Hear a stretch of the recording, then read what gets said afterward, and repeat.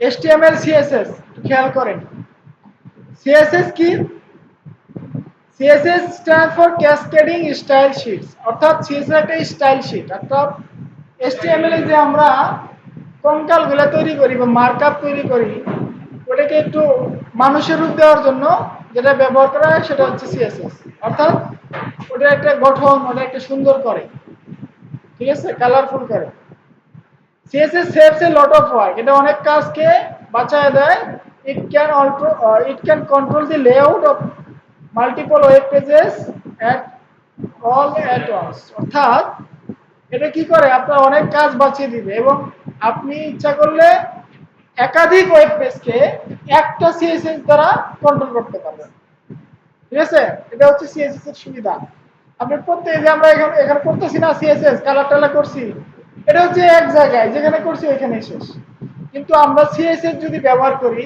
Properly দেন আমরা কিন্তু multiple web page কিন্তু সেম স্টাইল দিয়ে ব্যবহার করতে পারবো ঠিক আছে সেক্ষেত্রে এক্সটার্নাল CSS ব্যবহার করবো এটা আমরা দেখতেছি ওকে এটা কি করে ওয়েবসাইটের লেআউট পরিবর্তন করে দেয় লেআউটকে গুছায় দেয় ঠিক আছে আচ্ছা CSS can be added to HTML documents in three ways তিন ভাবে CSS HTML ডকুমেন্টে অ্যাড করা যায় কয় ভাবে করা যায় তিন ভাবে করা যায় সবাই কি ঘুমাইছেন নাকি কথা কন নাকি একজনই কথা বলা গেল ইনলাইন ইনলাইন কি সেম লাইন অর্থাৎ এই যে আমরা যে লিখলাম না এই যে CSSটা লিখছি এই সন ট্যাগের ভিতরেই এই এলিমেন্টস এর ভিতরে একটা অ্যাট্রিবিউট নিয়া এটার ভিতরে যে CSSটা লিখছি এটাকে বলে ইনলাইন CSS অর্থাৎ সেম লাইন CSS তাকে বলে অর্থাৎ by using the style attribute inside HTML elements এর ভিতরেই যেটা ইউজ করে সেটা হচ্ছে ইনলাইন আর হচ্ছে internal by using a style element in the head section আমরা যদি হেড ট্যাগের ভিতরে এই যে হেড ট্যাগের ভিতরে যেটা এর ভিতরে যা লেখা হয় এটা কিন্তু ওয়েবসাইটে দেখা যায় না কিন্তু এটা কাজ করে এটার ভিতরে যদি আমরা স্টাইল নামে একটা এলিমেন্টস বা একটা ট্যাগ নেই এর ভিতরে আমরা যা লিখবো যে স্টাইলগুলো লিখবো এটাই অ্যাপ্লাই হবে এটা হচ্ছে ইন্টারনাল CSS এটাকে ইন্টারনাল কেন বলে কারণ হচ্ছে এটা এই পেজের বাইরে অন্য পেজে কাজ করবে এটা শুধু এই পেজেই কাজ করবে এই কারণে এটা ইন্টারনাল CSS আমরা একটা ইন্টারনাল CSS লিখে দেখি কেমন দেখা যায় ধরেন আমরা এই যে এই লেখাটাকে ইন্টারনাল CSS দ্বারা পরিবর্তন করব আচ্ছা এই লেখাটাকে ইন্টারনাল CSS দ্বারা পরিবর্তন কিভাবে করব ইন্টারনাল CSS একটা সিলেক্ট করে নিতে হবে আসলে ইন্টারনাল CSS ইউজ করতে হলে আপনাকে সিলেক্ট করে নিতে হবে আপনাকে সিলেক্টর বাছাই করতে হবে H1 কিন্তু একটা সিলেক্টর H1 এটা একটা ট্যাগ এই ট্যাগকে আমরা সিলেক্ট করে স্টাইল করতে পারি আমরা যদি এটাকে উঠায় দেই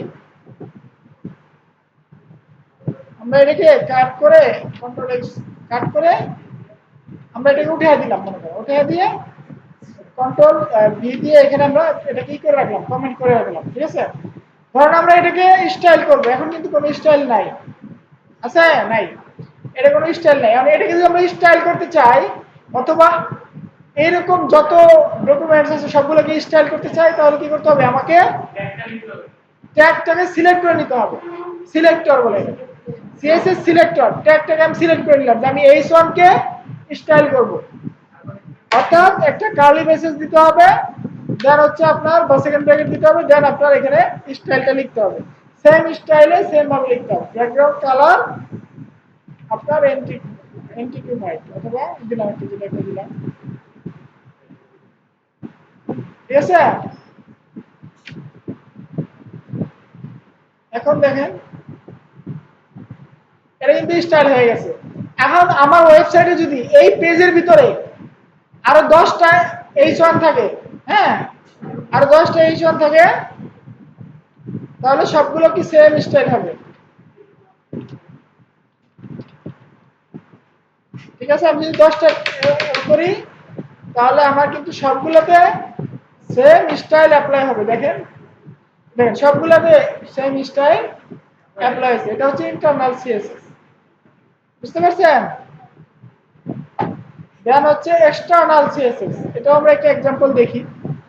এক্সটার্নাল সিএসএস হচ্ছে আপনার ওয়েবসাইটের সাথে, আপনার ওয়েব পেজের সাথে লিংক আপ করে দিতে হবে একটা এক্সটার্নাল একটা ফাইলকে, সিএসএস ফাইলকে।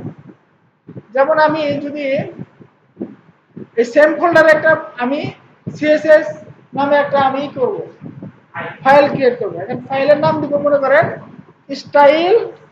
style.css। এটা আমরা এক্সটেনশনটা নাকি কি style.css। অনেকে কি করে আমার দেখাবে কি করে, এই প্রথমে কি করে একটা ই করে, একটা খোলে ফাইলটা কেমনে খুলে মানে প্রথমে হ্যাশ দেয়, কারণ যেখানে একটা হ্যাশ আছে, হ্যাশ দেওয়ার পরে style.css দেয়, অমনে হবে না। আচ্ছা, এটা হ্যাশটা হচ্ছে একটা আইকন, এটা কোনো অন্য কিছু না। ঠিক আছে, ঠিক আছে। আমরা যদি এখন একটা এক্সটার্নাল সিএসএস ক্রিয়েট করলাম, সাইলেন্ট, এক্সটার্নাল সিএসএস ক্রিয়েট করে এখানে আমরা কিছু স্টাইল লিখি। কি স্টাইল লিখবো? আমরা ধরুন সেম h1 কে সিলেক্ট করে নিব, সিলেক্ট করে আমরা একটা স্টাইল লিখব। ব্যাকগ্রাউন্ড কালার হিসেবে কি দিব? ধরেন ব্রাউন দিব। ওকে, সেম। আবার ঠিক আছে, ওকে দিলাম। আমাকে এখন কি করতে হবে? এটার সাথে লিংক আপ করতে হবে। লিংক আপ কেমনে করতে পারি? এটার জন্য একটা ট্যাগ আছে, হেড ট্যাগের ভিতরে দিতে হবে। হেড ট্যাগের ভিতরে কি দিতে হবে? লিংক। লিংক নামে একটা ট্যাগ আছে যার কোনো ক্লোজিং নাই, এটা হচ্ছে সেলফ ক্লোজিং ট্যাগ। এটার ভিতরে কিছু লিখতে হবে, নাম তো রিলেশন, REL, রিল। রিল মানে হচ্ছে রিলেশন। এটা রিলেশন হচ্ছে এটা স্টাইল শিট, স্টাইল শিট। আর এটার লোকেশনটা কোথায় আছে, মানে হাইপারলিংক রেফারেন্সটা কোথায়? এই স্ল্যাশ। এটা আমার এক্সটার্নাল লিংক হইতে পারে, অন্য কোনো ওয়েবসাইটের লিংক হইতে পারে, অথবা আমার এখানে কোনো ফাইলও থাকতে পারে। আমার যেহেতু সেম ফোল্ডারে আছে, আমি যদি style.css দেই তাও কাজ করবে, আবার যদি এটা একটা ডট দিয়ে ফাইল পাথটা বসায় দেই style.css তাও কাজ করবে। এভাবে ডট দিলে এটা আমরা পরে শিখবো, ডট দিয়ে কিভাবে বাইরে পিছনে যেতে হয়, পিছনে যেতে হয়। ঠিক আছে, এখন আমার কিন্তু লিংক হয়ে গেছে। লিংক হয়েছে কিনা এটা আমি দেখবো কিভাবে, দেখি।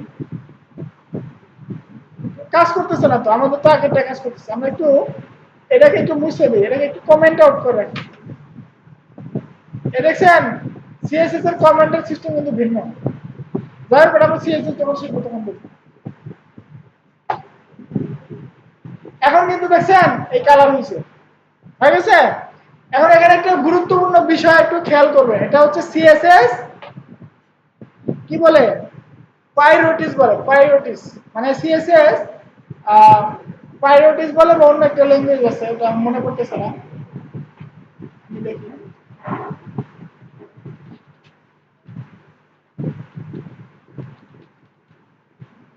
হ্যাঁ, সিএসএস স্পেসিফিসিটি, এটাকে বলে সিএসএস স্পেসিফিসিটি। সিএসএস স্পেসিফিসিটি কি? এটা হচ্ছে কোন সিএসএসটা কাজ করবে আর কোনটা করবে না। কোনটা কাজ করবে? আমরা কিন্তু স্টাইল এই h1 কে ধরে অনেক স্টাইল করছি। যেমন আমরা যদি চাই এটা থাকুক, এটা থাকুক, এবং এই সেম জিনিসটাই আমরা এখানে এই যে আছে না, আমাদের h1 এ ছিল না, মনে আছে? এই স্টাইলটাকে আমরা কাট করে আবার আগের জায়গায় নিয়ে যাই। এখন দেখেন h1 এ একটা স্টাইল দেওয়া আছে, background colour and white colour. আবার h1 এ আমরা ইন্টারনাল একটা সিএসএস করছি, আবার h1 এ আমরা এক্সটার্নাল সিএসএস ইউজ করছি।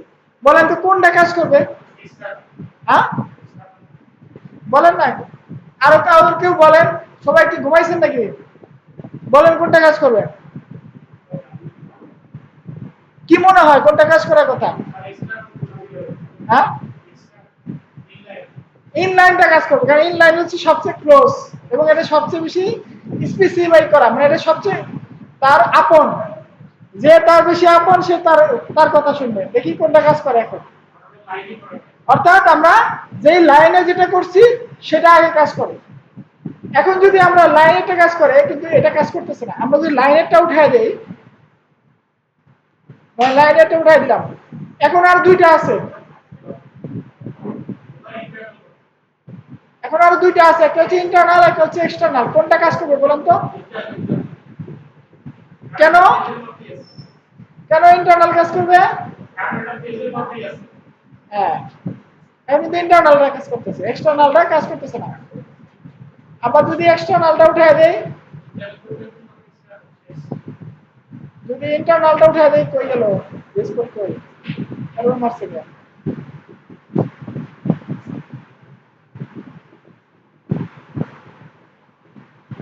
এখন যদি আমি এটাকে উঠাই দেই, কি হয় দেখি?